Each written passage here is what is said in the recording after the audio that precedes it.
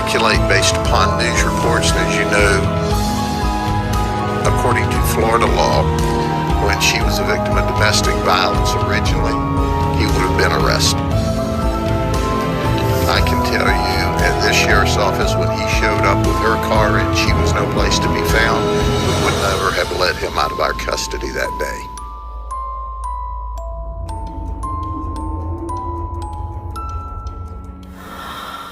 Hello everyone, welcome to Chasing a Murderer Talking News. Right now we're going to be doing a timeline on the Gabby Petito story. So it's going to be updated, and I think you guys are going to really like this. So it's another podcast, so it'll have less visuals. So Brian Petito is still missing, and they're still looking for him in order to bring justice. My name is Debbie, and we are about to go over this timeline.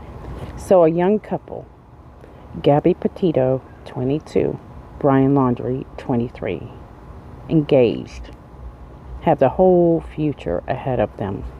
And Gabby's been saving for a trip that she has planned for the two of them, where they travel the Midwest of the United States. That begins December of 2020. To be exact, Gabby announces on her Instagram that they purchased a new van, and she says, quote, "Garden on wheels. New van means new adventures," end quote. Just before they had the van totally redone, refurbished, and ready, they actually visit this campsite that you're going to become familiar with Brian and his family back in February. And so she posted this on an app that she visited this place. I can't remember which app. So let's do a little bit of a background on Gabby Petito. She's 22 years old. She is from Blue Point, Long Island. And what we learn is that Brian and Gabby went to school together at Blue Point High School. They started dating, and together they moved to Florida and live with his parents. So the couple enjoys hiking, camping, anything to do with nature. Gabby works off and on with his parents, and this is something I'm still working on this background, so I'll have to come back on this one. What we learn is Gabby has a dream to create a blog and website. She wants to be a travel blogger. So she purchased this van December 20th, and she and Brian worked very hard to turn this van into this little cute camper. After about a year of saving up money, they packed this van up and prepare it for a trip. And with the finishing touch of a few flowers hanging from the side. With everything packed, she has her phone, computer, and camera. They point the van towards New York and get on the road. On their way up, they decide to stop by her godmother's house, Flora. Flora lives in South Carolina. She says visiting with Gabby, everything seemed normal. She was a happy-go-lucky type of girl. She doesn't seem depressed or to suffer from any type of anxiety that she's aware of. She says it seems that this couple is happy, and they really seem to enjoy each other's time. The couple finally makes it to New York, and they're there for her brother's graduation. Her parents say that she seemed fine, everything. She just seems very excited to get on this trip. The couple jumps in the van, and they're headed off on their travels. And what's pretty interesting to me is her father moves to Verno Beach. He says to be closer to his daughter, and that's around June 1st. By June 2nd, Brian and Gabby are driving west. He described his daughter Gabby as a very, very free-spirited girl, and he said that clothes didn't impress her, cars didn't impress her, experiences, that's what impressed her. Gabby is very extremely excited, we learn, and she's really worked hard to schedule this trip. She has organized it to be perfect. She knows exactly where they are going and when. One thing I've learned is that Gabby is OCD. She carries a lot of anxiety. And these young adults have quit their jobs. Well, one did. That would be Gabby. In order to spend 24/7 with one another. And it's going to be day and night for months to come. Some would say this is a challenge in itself for such a young couple. Day and night in a tiny little van or camper.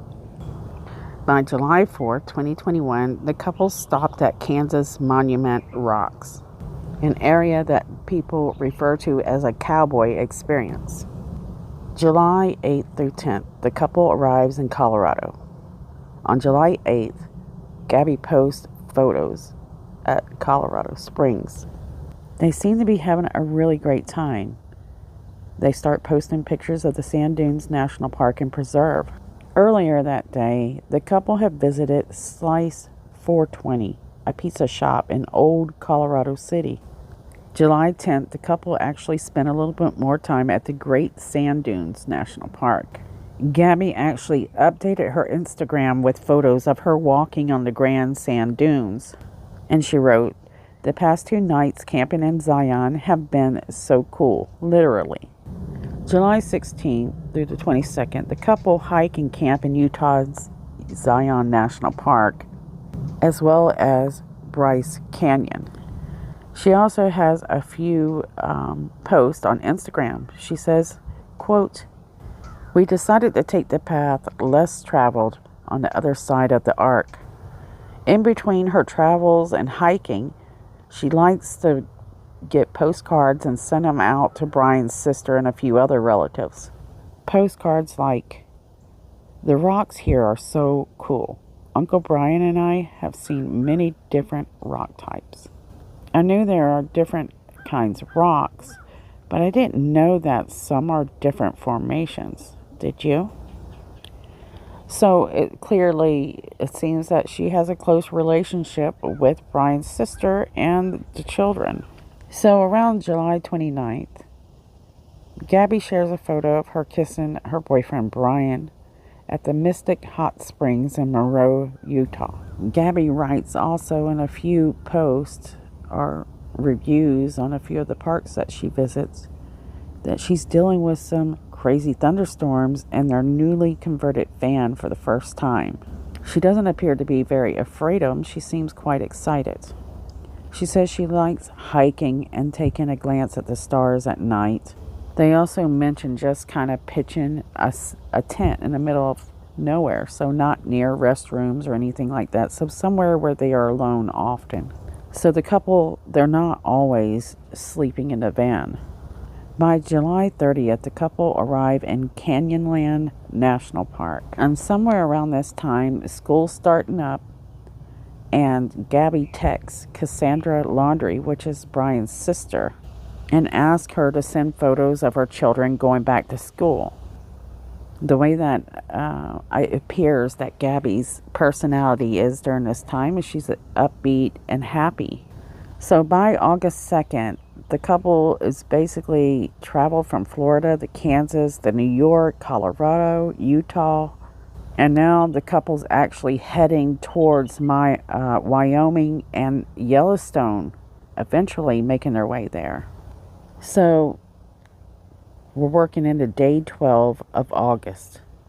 And this is when things start to go awry. Gabby and her fiance, Brian, they're in Moab, Utah. Earlier that morning, Gabby was working on a few things in her van when she became aggravated with Brian because he had not cleaned his feet before getting inside the van, according to body cam later discovered. Gabby says on that video that she's OCD. She becomes increasingly aggravated throughout the day because Brian stresses her out. She says that she became kind of mean and she apologized to him.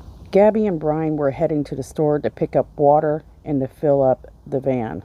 At some point during this time, they get in a fight over whether she's going to be successful at creating this blog. According to witnesses, the couple is at Moonflower, and a 911 call comes in around 4:30 that evening. The witness reports that the couple was fighting pretty aggressively. On audio, you can hear where the guy says he was hitting the girl and slapping her. The dispatch asked them, "He was hitting her?" "Yes, and then we stopped. They ran up and down the sidewalk. He proceeded to hit her, hopped in the car, and they drove off." And so this is a little bit different from another eyewitness, which we will hear the police talk about here. My friend off the street near the Forest Service building, and I just noticed that the couple was sort of arguing a bit, and I wasn't staring at them, but it did catch my attention. And what I noticed is it seemed like they were sort of squabbling over a phone. I want to say that he was trying to grab her phone, and I'm not sure exactly why. And then it seems like he had sort of blocked the one side of the van and sort of wasn't letting her in, and then the male was stepping into the driver's seat, and she was trying to get into the van, and he said something about why you didn't tell me, something like that. And I remember sort of hitting him a few times, and it wasn't like blood in the face, it was just kind of like kids kind of fighting. They reminded me of very mature, I don't know, children sort of fighting. But there seemed like something was off, like a weird vibe. And yeah, eventually it seemed like she crawled into the driver's seat, sort of like got into the vehicle over his lap, sort of forced her way in, I guess. And then they were in the car, and then they just drove away. So I wasn't sure what the nature of the argument was or what. It just seemed like there was some sort of disagreement. And did you ever see the male strike the female? I would say that I think I saw maybe a push or a shove, but not like a full-on punch to the face or anything. Was the shove was the shove or push an aggression towards her, or was it a defensive maneuver away from her, or to get her away from him? That's a good question. It was unclear what was going on to me, but it did seem like he was. It seemed like he was trying to close off the passenger side of the vehicle and close things up. It almost seemed like he put that backpack or something on the back of the vehicle. I'm not sure. And then he was stepping in and she was out trying to get in. So maybe. Okay. I don't. It was the whole thing was off. Before this policeman calls the witness, he actually talked to Gabby. So here's what they said. How are you? My name's Eric. Moab, please. What's your name? Gabby, how old are you? What happened? What's going on? Yeah? Is this your husband or boyfriend? Fiance? Is he a pretty good guy? What happened over your The policeman asked her, "Is he a good guy?" And she says yes, immediately. So I did notice that. Here's Gabby's version of the story. I was just really stressed and I couldn't get a lot of work done. And I was apologizing to you. I have learned what this looks like before I'm ready right now. I was just apologizing. I was like, I'm sorry that I get so stressed out. I was sleeping and I was like, and I just sometimes it's the attitude of that about straightening things up and stuff. So I was apologizing, but I guess I said it for like a minute phone and got really frustrated with me. He locked my car and told me to go take a breather. I didn't want to take a breather. And I wanted to get going. Yeah, we're out of water. So it kind of made you more upset. Yeah, It didn't help calm you, it made you more upset. and Then what happened? so our goal was to So here, Gabby's explaining that they're arguing, but she's not telling them what they're arguing about. Witnesses say it's about a phone. He must have her phone in a van. We don't know for sure right now, but that's what we believe. He also has put her book bag either on the back of the van or on top of the van. We don't know how that is either, but the book bag is not in a van. He tells her to go take a break. She says she doesn't want to take a break.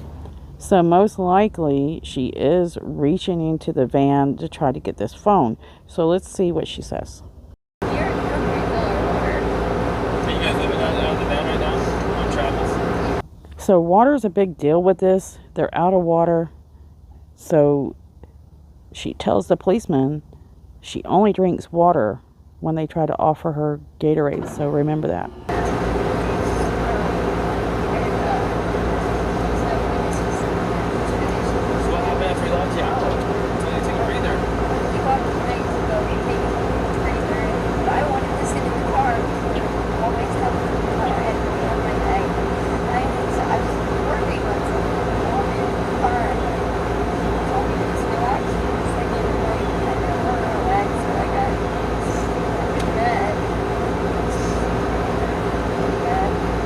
So for me, I get that Gabby's saying that Brian is trying to get her to calm down. She's refusing to calm down. And to me, this is important to know as we move forward in this timeline.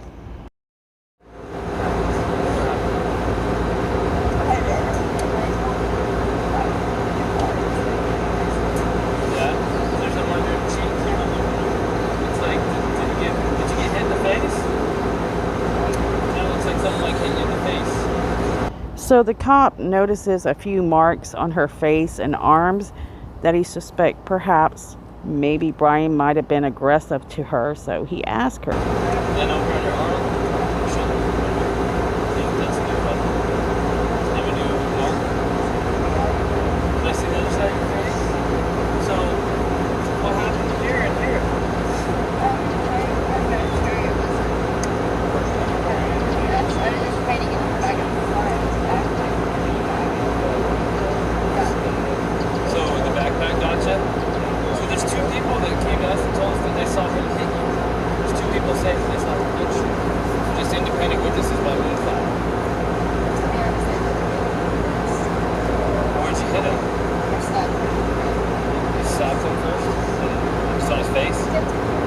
The officer is asking if she hit him, and she said she slapped him.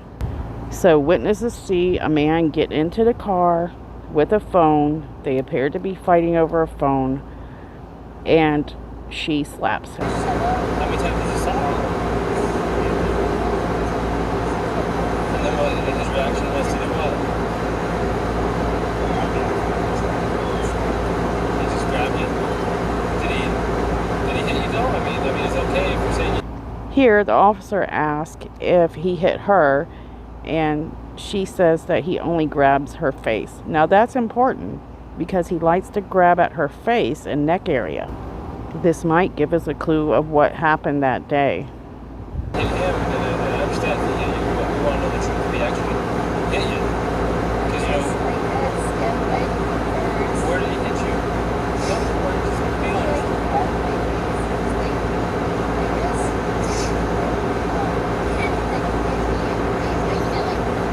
Did he slap your face or what?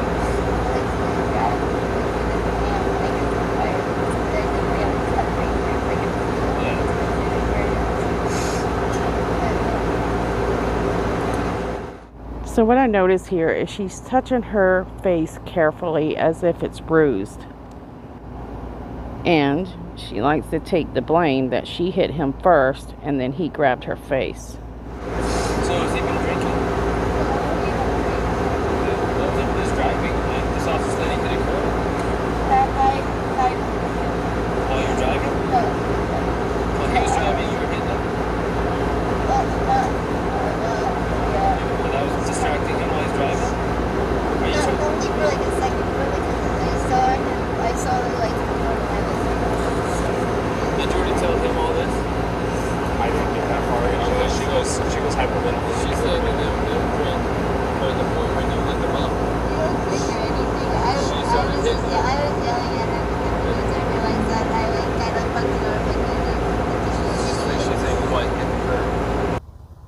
So Gabby admits that she's yelling and grabbing or hitting at Brian while the police are behind them.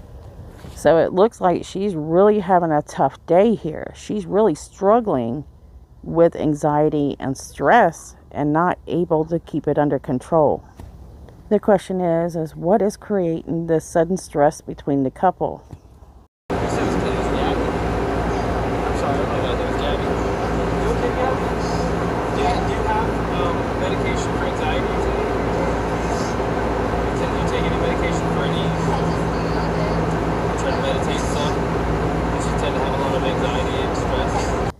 we've learned is that Gabby admits that she's having anxiety and stress. She doesn't take medication for it. I guess she doesn't seek a physician's help for it. She is young. She says she used meditation in order to try to calm herself and stay at peace, but it doesn't seem to be working too well. So the cop tries his best to relate to her and explain how important it is to look into taking care of your mental health. But she's 22 years old. It's probably going in one ear and out the other. And so the cop makes his way over to Brian.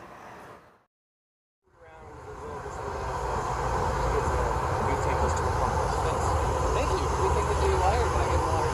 Oh no, apparently they don't even drink. She says that he hit the curb because when Officer Roberts turned his lights on, she started punching him because of the trouble they were in. So the relationship's going well. Yeah, he can drink some water. Thanks.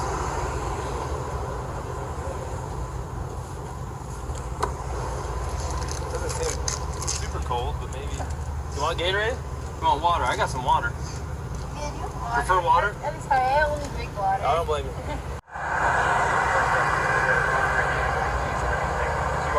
Another rings, and I was holding on to the keys because I didn't want to go anywhere. And my big beards, I don't have my phone. I don't have a phone, so she goes off that one. But it's all right. I'm on my own. So here, Brian is saying something that's alerting to me, and you'll see why shortly. But remember this, he says if she goes off without him, he's on his own because he doesn't have a phone. Remember it, guys. So we can see here that Gabby is trying to take the blame, which happens in a lot of domestic violence couples, where the girl will do anything to stay with their guy. And it seems, even through Gabby trying to hide that he's not a not so nice guy sometimes, that he is a very controlling person. And the way that she grabbed her jaw, explaining how he grabbed her face, was very concerning to me. But a lot of people following this case seem to think that Gabby isn't innocent in this. But for me, I'm learning that no matter what happened, she is a victim. So moving forward into this timeline, police actually come to a conclusion, and they threaten that they need to take one of them to jail. I mean, this is Utah law when they're dealing with domestic violence. And they say that they believe that Gabby is the aggressor in this case. And officers really struggled trying to decide if they could find a way to let this couple go without having to take one of them to jail. And they find something, and what they end up doing is separating them for the night, letting Gabby take the van and getting Brian in a hotel. Now, Brian admits at this time they're having money issues. There are suggestions that they're having money issues, and that's important, so remember this. Gabby had saved for a year for this trip, but they're low on water, they're low on gas. She's had to ask her father for money to eat, and we're going to learn that shortly. It's unknown whether or not the couple stayed separated that night or they got back together the next day. So on August 13th, Brian Laundrie posts a very odd Instagram photo with a caption that read, quote, "Humans are primates, great apes, in fact," end quote. From the 14th until the 17th, it's quite quiet between the couple. We do know that Brian is in Salt Lake City, and he flies back home to Tampa August 17th. This is later confirmed by his sister Cassie. She says, quote, "Yes, he flew back. He got here on the 17th of August. I don't know when he left. He was telling me where they were going next. I FaceTime with Gabby and the kids on the trip," end quote. But Cassie says she really doesn't understand why Gabby didn't return with him on August 17th. My thoughts are it's probably related to money. It's really just a short stay that he's there. So he's there from the 17th until the 23rd.